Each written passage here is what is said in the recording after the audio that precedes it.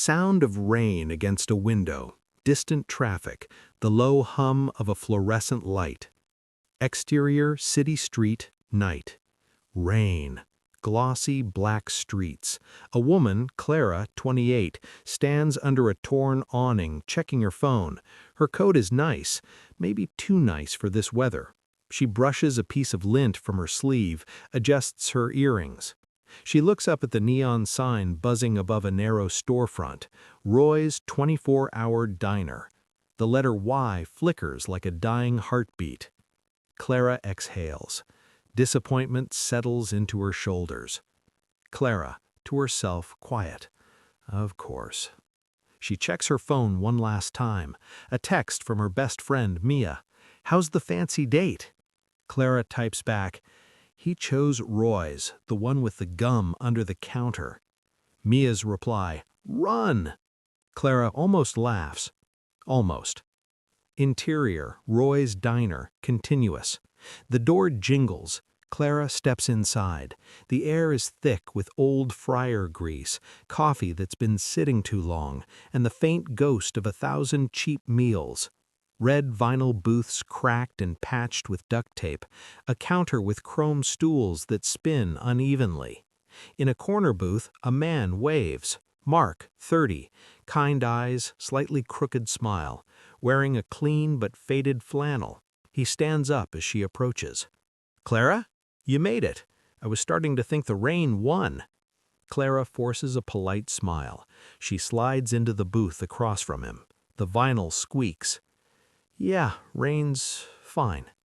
She doesn't take off her coat. Mark notices. His smile flickers, just for a second, then recovers. "I know it's not fancy, but they have the best apple pie in the city, no lie. The crust is like, remember when your grandma made pie? Like that." Clara glances at the menu, stains, prices written in marker. She thinks, a first date, and you bring me here. Apple pie, right.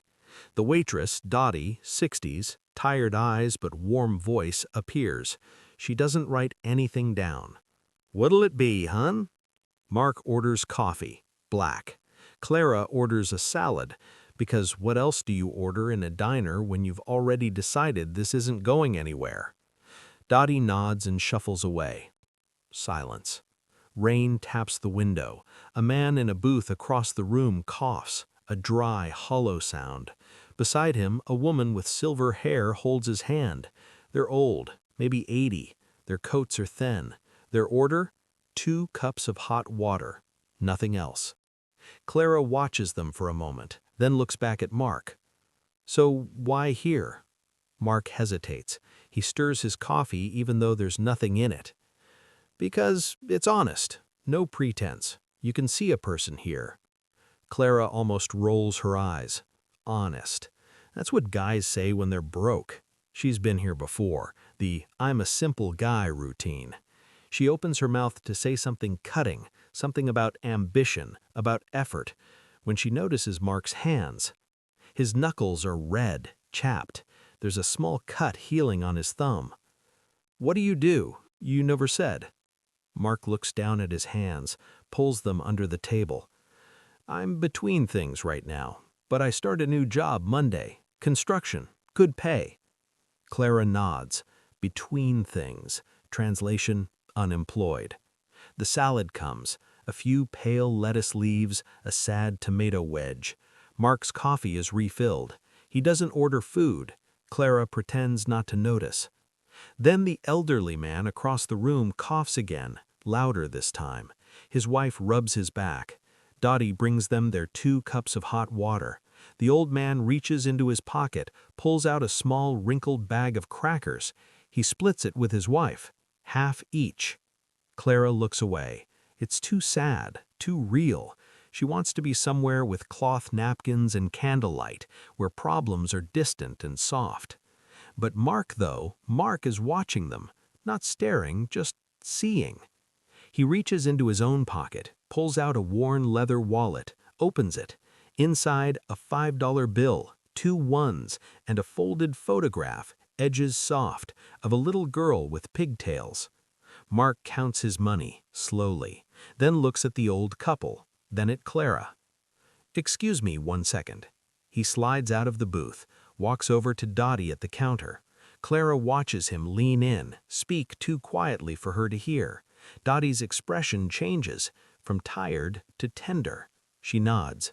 Mark points to the old couple's table. Dottie nods again, takes a pen, marks something on a ticket. Mark returns, slides back into the booth, smiles, that crooked, quiet smile. "Sorry, where were we? What was that about?" "Just making sure something gets taken care of." Clara's salad sits untouched. She's confused now, irritated. Is he flirting with the waitress? Borrowing money? 20 minutes pass. Small talk about music, about the rain, about nothing.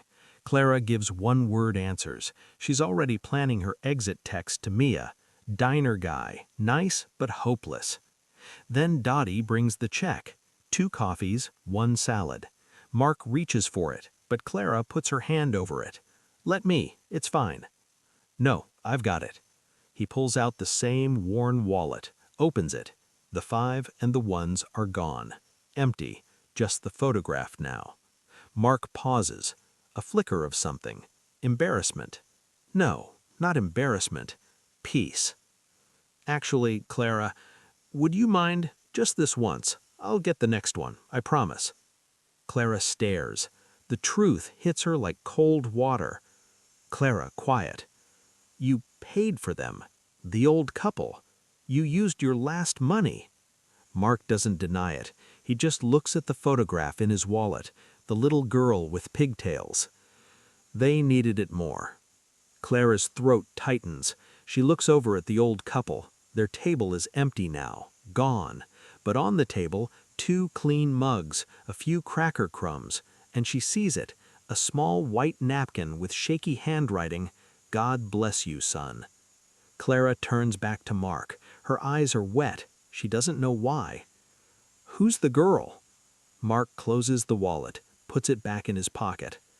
"My daughter. She died 4 years ago, leukemia." The diner sounds fade, the rain, the fluorescent buzz, everything. "After she passed, I lost everything, my job, my marriage, almost myself. I was homeless for 8 months, ate at places like this when I could scrape together $1. And one night I was sitting in a booth just like that one, no food, just hot water. And a stranger paid for my meal, didn't say a word, just did it." He looks at Clara. His eyes are dry, but his voice cracks.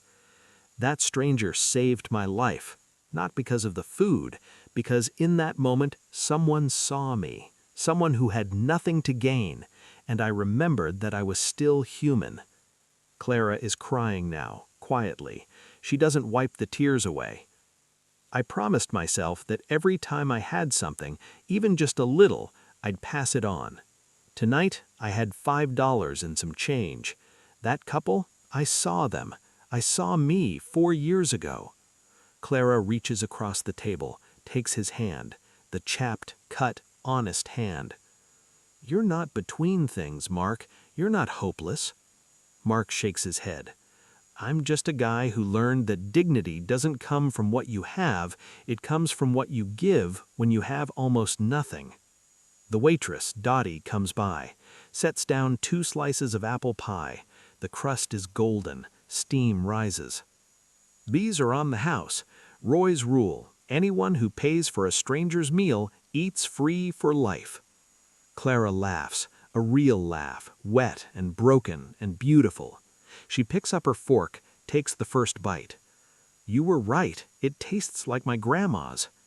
Mark smiles, the crooked smile, and for the first time that night, Clara takes off her coat. Fade to black. Title card on screen. Small acts of kindness don't just change a moment, they heal a soul. They give someone a second chance to believe in people again. Sound of a heartbeat, then soft piano. Host, VO. You just witnessed a story, but stories like this happen every day in diners and bus stops and hospital waiting rooms. The question is, are you watching? Are you willing to be the stranger who sees someone? If this moved you, subscribe to Pure Kindness. Every week we share real stories from viewers like you, ordinary people doing extraordinary small things. And we want to hear yours. Go to the comments. Tell us about a time someone gave you a second chance, or a time you gave one. Let's fill this world with stories that remind us no one is invisible. No act is too small.